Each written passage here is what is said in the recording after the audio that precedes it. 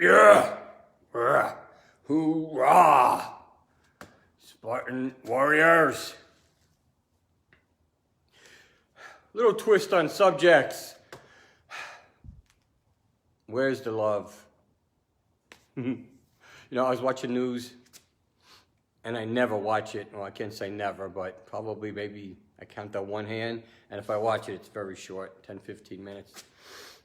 And there's nothing on there but hate and destruction and just anything that's bad would be on there. And it institutes the spirit of fear in most people because of what's going on and the idiots that run this country, especially the idiots that run New York City and New York State.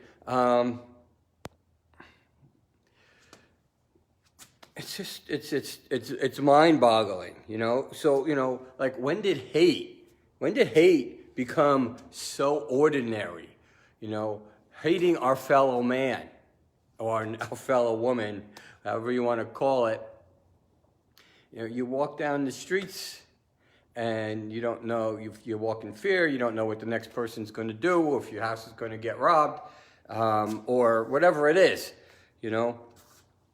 And we may disagree on a lot of things, but it doesn't mean we're enemies. We're all children of God. We've all come from the same place. We all bleed red, right? As far as I know, nobody's a Vulcan. So it's just strange, for me. I'm sure a lot of you believe the same thing, And just because we disagree, just because we have different religions, different beliefs in life, and all other things that, we don't really agree on, which are thousands of things, it doesn't make us enemies. We are not enemies. We just got to look around, open your eyes, and listen and see. There's something called the 80-20 rule, right? 20% of the time, everything that's bad, it's only 20%, and it's probably less than that. And doesn't mean somebody's doing something on purpose or whatever. The saying, hurt people is so true. You don't know where somebody's coming from. Last week, my car got broken into. And there was a bunch of change, and probably a lot of change in wherever little cubby, and I had a few bucks in there. And they got into it, because I never lock my car, If you need something that bad, you just take it. So don't go to where I live and take my car. But all they did was take any money. They didn't damage anything. I had some other things in there that might be worth some money. And so, I was like, oh man, what a mess. And I looked around and nothing else was missing. So I was thinking, well, man, they must have really need the money really bad, with all this COVID stuff going around. So there's things that you got to do, like don't watch the news. Be very careful of what you put into your head. Garbage in, garbage out. That's just so true.